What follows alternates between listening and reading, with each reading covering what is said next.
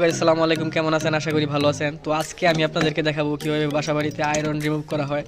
So iron remove অনেক সহজ একটি কাজ, আপনারা যদি একবার দেখেন তাহলেই পারবেন। তো প্রথমেই আপনারা দুটি পাইপ রেঞ্জের সাহায্যে ইউনিয়ন সকেটটি খুলে নেবেন। আপনার ট্যাঙ্কির গোড়ায় যে ইউনিয়ন সকেটটি থাকে, বল বাল্বটি বন্ধ করে আপনার ইউনিয়ন সকেটটি খুলে নেবেন। তো আমরা খুলে নিতেছি। তো ইউনিয়ন সকেটটি খোলার পরে আপনার বল বাল্বটি চালু করে দিবেন। তো পানি ট্যাঙ্কির ভিতরে যে অতিরিক্ত পানি আছে এটাকে বের করে নেবেন। তো আমরা পানিগুলোকে বের করে নিতেছি। তো এর পরবর্তীতে ধাপে আপনারা স্টেপ বাই স্টেপ দেখাবো কীভাবে আপনারা এই কাজটি সম্পূর্ণ করবেন। তো কাজটি অনেক ইজি, আপনারা একবার দেখলেই পারবেন। তো চেষ্টা করেন। তো আমরা প্রথমেই আমরা ট্যাঙ্কির ভিতর থেকে যে ময়লা এক্সট্রা পানিগুলো আছে ওগুলো বের করে নেব। তো আমরা বের করে নেই। তো দেখতেই পাচ্ছেন আপনারা কী পরিমাণে এই আয়রন এই ট্যাঙ্কিতে জমেছে।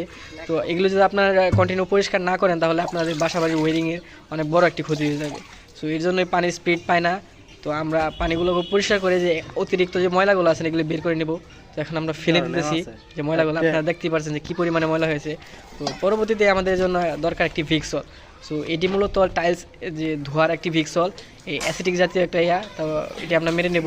ঘুরিয়ে ঘুরিয়ে আমরা ট্যাঙ্কির যে ভাগে দিব যাতে আপনার এই ময়লাগুলো নরম হয়ে ভিতর পর্যন্ত যায়। সো ভিক্সলগুলো দেওয়ার পর আমরা কিছুক্ষণ সময় ওয়েট করব যাতে এই আপনার আয়রনগুলা নরম হয়। নরম হওয়ার পরবর্তীতে আমরা ট্যাঙ্কির ভিতরে ঢুকে অবশ্যই আপনার মাস্ক পরিধান করতে হবে। ট্যাঙ্কির ভিতরে প্রচুর পরিমাণে গ্যাস হয়। তো আপনারা দেখতেই পাচ্ছেন আমরা পরিষ্কার করে ট্যাঙ্কিকে ঘষে নিচ্ছি। সো ঘষে নেওয়ার পর আপনারা ট্যাঙ্কিকে ধুয়ে মুছে নেবেন। সো আমরা মুছে নিচ্ছি। সো মুছার পরে দেখতেই পাচ্ছেন একদম নতুনের মতো পরিষ্কার হয়ে গিয়েছে। পরবর্তীতে আউটপুট লাইনে আমরা 1 বোতল ভিক্সল দিয়ে দেবো। যে ইউনিয়ন সকেটের পাট্টাতে আছে আউটপুট লাইনে, সেখানে আমরা 1 বোতল ভিক্সল দিয়ে দেবো। তো ভিক্সল দেওয়ার পূর্বে আপনাদের খেয়াল রাখতে হবে যাতে আপনাদের ভিতরের ওয়ারিংয়ের ভিতরে যে কলগুলো আছে, ট্যাপগুলো, বেসিংয়ের কলগুলো সবগুলো আপনার বন্ধ রাখতে হবে। তো এই ভিক্সলগুলো দেওয়ার পর আপনারা 10 মিনিট 15 মিনিট ওয়েট করবেন যাতে ভিতরে যে আপনার এই আয়রনগুলো আছে, শক্ত আয়রনগুলো নরমে কনভার্ট হয়। তো আপনারা দেখতেই পারবেন এই ঝাঁঝের কারণে এগুলো আপনার ইউনিয়ন সকেটের পাট্টা দিয়ে বের হবে। তো পরবর্তীতে আপনারা ভিতরে চলে আসবেন। ভিতরে আসার পর কলগুলো খুলে নেবেন ফার্স্ট অফ অল। তো আমরা খুলে নিচ্ছি কলগুলা। সো কলগুলা খোলার পর আপনারা আমরা যে ইয়েগুলো বানিয়েছি 1 ইঞ্চি পাইপ দিয়ে যে আমরা পাম্পবারটি বানিয়েছি, সেই পাম্পবারটির মাধ্যমে আপনারা আয়রনগুলোকে পরিষ্কার করবেন। তো এখন ভিক্সল দেওয়ার পরে আপনার আয়রনগুলো নরম হয়ে গিয়েছে। তো এখন আমরা সহজেই দেখা গেছে আয়রনগুলোকে বের করতে পারবো। তো আমরা ঘুরিয়ে ঘুরিয়ে পাম্পারটিকে লাগাই নেব হাফ ইঞ্চি পয়েন্টে।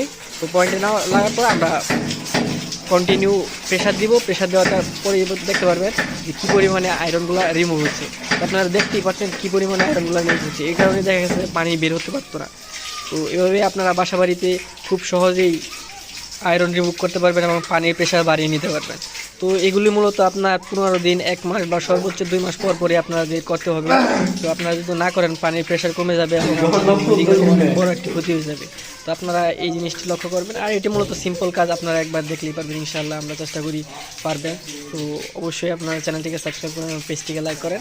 তো দেখা হচ্ছে নতুন কোনো ভিডিওতে। তো ততক্ষণের জন্য বাই বাই, আসসালামু আলাইকুম।